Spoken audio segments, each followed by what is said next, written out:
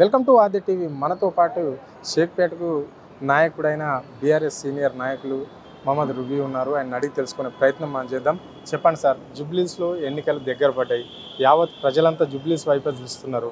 ఈ తీర్పు ఏ విధంగా ఉండబోతుందని, మరి ఎట్లుంటుంది, ఏ విధంగా ఉండబోతుందని మీరు అనుకుంటున్నారు? ప్రజలు ఏమంటున్నారు? మీరు ప్రచారంకు వెళ్తుంటే ప్రజల స్పందన ఏ విధంగా ఉంది? మనము డోర్ టు డోర్ వెళ్ళినప్పుడు చాలా బీఆర్ఎస్ మీద చాలా పాజిటివ్ రెస్పాన్స్ వస్తుంది. ఎందుకంటే రేవంత్ రెడ్డి చేసిన పథకాలను అమలు కాకపోవడం అనేది ఒకటి. రెండోది, వ్యాపారస్తులైనా సరే, బిల్డర్స్ అయినా సరే, ఎవరున్నా కూడా దాదాపు నెగిటివ్ ఉన్నారు. మన బీఆర్ఎస్ దిక్కే మొగ్గు చూపెడుతున్నారు.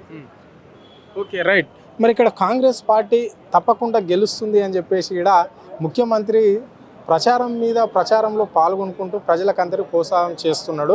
అంటే నవీన్ యాదవ్ గెలవాల్సిందే అని చెప్పేసి ఒక మాట చెప్తుంటే, మళ్ళీ ఇక్కడ పీజీఆర్ విగ్రహాన్ని కూడా ప్రతిష్టాపన చేస్తాము ఎలక్షన్ క్యాంపెయిన్లో కూడా ఆయన చెప్తున్న వ్యాఖ్యలు, మరి దీన్ని ఎట్లా చూస్తారు? ఇప్పుడు విష్ణువర్ధన్ రెడ్డికి ఆల్రెడీ కాంగ్రెస్లో ఒక పాత నాయకుడు ఉన్న కొడుకుని వెన్నుపోటు పెట్టి ఆయనకు టికెట్ ఇవ్వకుండా అజరుద్దీన్కి ఇచ్చారు. అజరుద్దీన్కి ఇచ్చిన తర్వాత కూడా ఈసారి మళ్ళీ టికెట్ ఇవ్వకుండా మనము మైనారిటీ వాళ్ళకు కూడా ఇబ్బంది పెట్టడం జరిగింది. సో ఏదైనా కూడా రేవంత్ రెడ్డి గారు చెప్పింది అది 100% అమలు చేయరు. ఓన్లీ అది ఎలక్షన్ స్టంట్ వరకే ఉన్నదని చెప్పేసి పబ్లిక్లో ఈ రెస్పాన్స్ వస్తుందండి. అంటే ఇప్పుడు కాంగ్రెస్ అభ్యర్థి నవీన్ యాదవ్ కూడా చవకులు కూడా పీల్చడం అనేది జరుగుతుంది. అంటే బీఆర్ఎస్ నాయకులు నేను అనుకుంటా వాళ్ళ ఇళ్లకి వెళ్ళిపోరు, ఇక్కడనే ఉండిపోవాల్సి వస్తుంది అని చెప్పేసి కూడా మాట్లాడుతున్నాడు. మరి దీన్ని ఎట్లా చూస్తారు? అంటే ఇప్పుడు ఒకటి ఏంటంటే, ప్రజాస్వామ్యంలో ప్రతి మనిషికి ఓటు అడిగే హక్కు ఉంటుంది.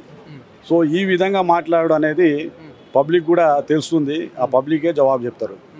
Okay, right. ఇప్పుడు దాదాపుగా నవీన్ యాదవ్ గెలుపు ఖరారు అయింది అని చెప్పేసి కూడా కాంగ్రెస్ శ్రేణులు అనుకుంటున్నారు. మరి దీన్ని ఎట్లా చూస్తారు? ఇక్కడ స్టేట్లోనేమో కాంగ్రెస్ అధికారంలో ఉండి వాళ్ళేమో గెలిచినామంటారు. మరి సెంటర్లో కూడా బీజేపీ పార్టీ అధికారంలో ఉంది, మా గెలుపు కూడా ఖాయమే అని చెప్పేసి వారు అంటున్నారు. ఇక్కడ మీరు బీఆర్ఎస్ పార్టీ 100% మేమే గెలుస్తున్నామని చెప్పేసి మీరు ధీమా వ్యక్తం చేస్తున్నారు. మళ్ళీ నిరుద్యోగులు కూడా నామినేషన్ వేసారు, వాళ్ళు కూడా పోటీలో ఉన్నారు. మరి దీన్ని ఎట్లా చూడాలి? ఒకటి ఏంటంటే, బీజేపీ కాంగ్రెసు ఒక కాయనికి ఇటు అటు ఉన్న సబ్జెక్ట్ ఇది. సో ఇక్కడ ఏంటంటే, బీజేపీ వాగ్దానాలు చేసుడు తప్ప ఏది కూడా అమలు చేయరు. అదేవిధంగా రేవంత్ రెడ్డి గారు కూడా అదే బాటలో వెళ్ళి, సో ఎక్కడ కూడా పథకాలు అమలు కాకపోవడం అనేది అది ఇంపార్టెంట్. రెండోది ఏంటంటే, ఇక్కడ బీఆర్ఎస్ పార్టీ 10 సంవత్సరాలు చేసిన డెవలప్మెంట్ ప్రజలకు క్లియర్గా కనబడడం జరిగింది. సో ఇవాళ వీళ్ళు చెప్పుడే తప్ప అమలు కాకపోవడం అనేది ఒక పెద్ద సమస్య ఉన్నది. పబ్లిక్ కూడా దానికి అగ్నెస్ట్ ఉన్నారని చెప్పేసి పబ్లిక్ చెప్తున్నారు. Okay, right. ఇక్కడ 6 గ్యారెంటీలు అమలు చేస్తున్నాం కాబట్టి ప్రజలంతా మా వైపే ఉన్నారు, అన్ని పథకాలు అమలు అవుతున్నాయని చెప్పేసి ముఖ్యమంత్రి చెప్తున్నాడు. మళ్ళా ఆయన ఇంకో మాట కూడా అన్నాడు, అంటే ఇప్పుడు నవీన్ యాదవ్ ఇక్కడ గెలవకపోతే పథకాలు కూడా ఆగే అవకాశం ఉంది అనే మాట కూడా ప్రజల్లో బలంగా పోతుంది ఈ వాడు. దీన్ని ఎట్లా చూస్తారు మీరు? ఇప్పుడు గెలవకపోతే అమలు కాకపోవడం అనేది ఒక లీడర్ చెప్పే విధమైన, ముఖ్యమంత్రి చెప్పే మాట కాదు. సో పెద్ద మనిషి ఏ విధంగా ఆలోచించాలంటే, మీరు ప్రజల దగ్గర పోయి ఈ పథకాలు మనం అమలు చేస్తామని చెప్పుడు తప్ప గెలవకపోతే ఈ పథకాలు రావు అని చెప్పడం అనేది చాలా, నేను అనుకునేది ఏంటంటే కరెక్ట్ కాదని చెప్పేసి నేను అనుకున్నాను. కేవలం జుబ్లీస్ ఉండే ఈ పథకాలు రావా, లేకుంటే రాష్ట్ర వ్యాప్తంగా కూడా?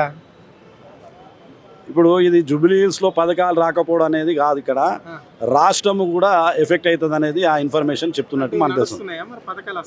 పథకాలు అనేది ఇప్పటి వరకు అమలు కాలేదు. సో ఇవి వస్తాయని చెప్పేసి పబ్లిక్ నమ్ముతలేరు. ఇది 100% అది రాంగ్ అనేది మేము అనుకుంటున్నాం. అండి ఇక్కడ ముఖ్యమంత్రి మాత్రం ఒక ప్రెస్టేజ్గా సవాల్గా తీసుకుంటున్నాడు. అంటే ఈ ఎలక్షన్ ఎందుకంటే గెటర్కి సంబంధించి కూడా ఏ ఒక్క ఎమ్మెల్యే కాంగ్రెస్ ఎమ్మెల్యే లేడు. సో ఇప్పుడు వచ్చిన అవకాశాన్ని అందరూ సద్వినియోగం చేసుకోవాలని చెప్పేసి కాంగ్రెస్ క్యాడర్ను మొత్తం కూడా బలపరిచే విధంగా ఆయన మాట్లాడడం కావచ్చు, లేకుంటే ఇక్కడ మంత్రులు గత 3-4 నెలల నుంచే మీ జుబ్లీస్ అడ్డగా మారిపోయింది మంత్రులకు. దీన్ని ఎట్లా చూస్తారు? మరి ఇప్పుడు ఒకటేందంటే, రేవంత్ రెడ్డి గారు ఇంత ముందు చెప్పారు, మా దగ్గర ఖజానా ఖాళీ అయిపోయింది, మేము అమలు చేయాలంట ఇబ్బంది అని చెప్పుడు జరిగింది. అదేవిధంగా ఇప్పుడు ఎలక్షన్స్ ఉన్నాయని చెప్పేసి దాదాపు అన్ని చోట్ల ఇనాగరల్ చేసుడు, శంకుస్థాపన చేసుడు ఇవి ఓన్లీ ఏంటంటే పబ్లిక్ని చూపెట్టడానికి తప్ప ఇవి 100% అమలు కావని చెప్పేసి పబ్లిక్లో లోతుగా వెళ్ళిపోయిందండి. Okay right. ఇక్కడ అజరుద్దీన్ కూడా ఇక్కడ మైనార్టీ ఓట్లు కూడా ఎంతో ప్రధానమైనది కాన్స్టిట్యున్సీలో దాదాపుగా 130,000 పైగా మైనార్టీ ఓట్లు ఉంటాయి. ఇక్కడ అజరుద్దీన్ కూడా వాళ్ళు మంత్రిగా అవకాశం ఇచ్చింది కాంగ్రెస్ పార్టీ. మళ్ళీ ఒక వైపు ఓవైసీ కూడా ఇక్కడ ప్రధానమే ముస్లింలకు. సో మరి ఓవైసీ ఎఫెక్ట్ ఏమైనా పడే అవకాశం ఉందా, లేదంటే ఇక్కడ అజరుద్దీన్ పడే అవకాశం ఉంటే ఓట్లు చీలే అవకాశం ఏమన్నా ఉందా?